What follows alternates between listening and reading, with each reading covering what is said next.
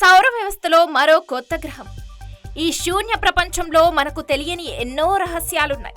కంటికి కనిపించని ఖగోళ శాస్త్రంలో టెలిస్కోప్ కు సైతం కనిపించని ఎన్నో రహస్యాలు దాగి ఉన్నాయి.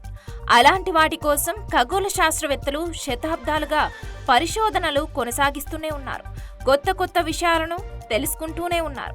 ఇప్పటి వరకు తెలుసుకున్నది అణువంతైతే తెలుసుకోవాల్సింది సముద్రమంతా ఉంది. అవును, ఇందులో ఎటువంటి సందేహం లేదు. ఇక సౌర మండలాల అవతల ఉన్న గ్రహాలను గుర్తించడం చాలా కష్టం. ఇవి తమ నక్షత్రం నుంచి వెలువడే ప్రకాశవంతమైన కాంతి వల్ల మసకబారి ఉంటాయి. అనంత విశ్వం అంతు చిక్కని రహస్యాల సమాహారం. భూమి మొదట ఆకాశం వరకు నిగూఢమైన అనేక అంశాలను విశ్వం తనలో నిక్షిప్తం చేసుకుంది.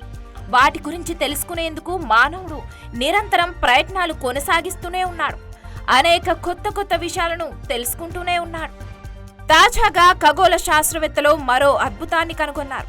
సౌర వ్యవస్థ అవతల ఉన్న ఓ చిన్న మరుగుజ్జు గ్రహాన్ని శాస్త్రవేత్తలు కనిపెట్టారు.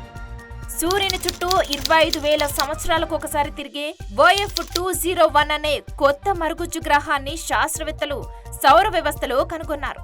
ప్లూటో సోదర గ్రహంగా భావిస్తున్న ఈ గ్రహం దాదాపు 700 కిలోమీటర్ల వెడల్పుతో పాటు అధిక దీర్ఘ వృత్తాకార కక్షను కలిగి ఉంది. ఇది ఊట్ మేఘం నుంచి వచ్చిందని సైంటిస్టులు చెబుతున్నారు. ఈ ఆవిష్కరణ సౌర వ్యవస్థ రహస్యంలో కొత్త ప్రశ్నలను లేవనెత్తింది. ఇక ఇదే కాదు, ఈ భూమి మీద మానవాళి ఉన్నంత వరకు సౌర వ్యవస్థపై ఖగోళ శాస్త్రవేత్తలు ఏదో ఒక అన్వేషణ చేస్తూనే ఉంటారు.